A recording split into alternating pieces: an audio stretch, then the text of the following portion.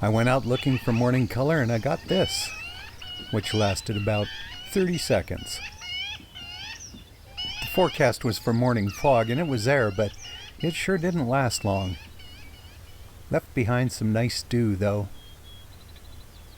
And I'm such a sucker for dewy spider webs. But it didn't take long for the sun to come out, and pretty soon it was shining on all the new crops. The birds were singing, the oil pumps were thumping away, and a little bit of breeze stirred what remaining fog there was. It was a damp morning from thunderstorms that had passed through the night before, but I couldn't help noticing that the crops seemed a little, sparse. My father was a grain buyer and he'd have a better idea of what was going on with this, but it looked dry to me. Grass around damp areas like where these mule deer are lying was pretty lush. But the barley around this little fox, it's kind of brown. I circled around to Badger Lake out by Lomond to have a look there. I found pelicans like this guy.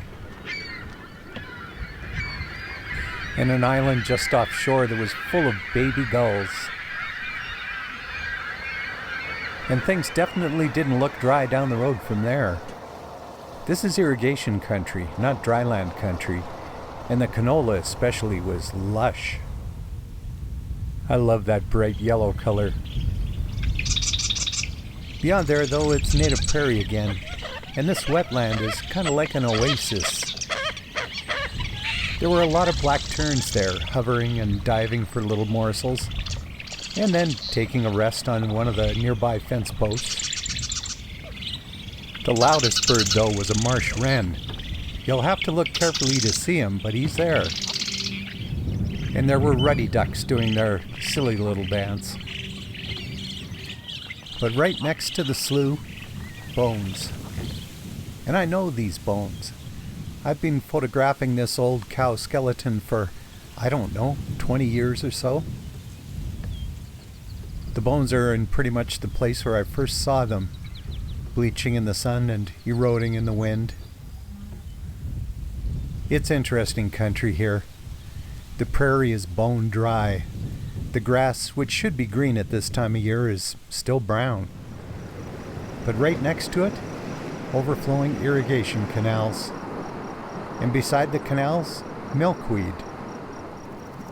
The bugs really love this, especially the ants. But it is a contrasting country.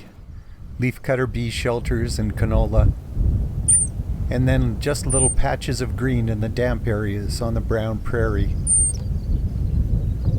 Yeah, without man-made rain, irrigation, this is pretty dry country. But like those dried out bones I know, it's beautiful. And I hope it always stays that way.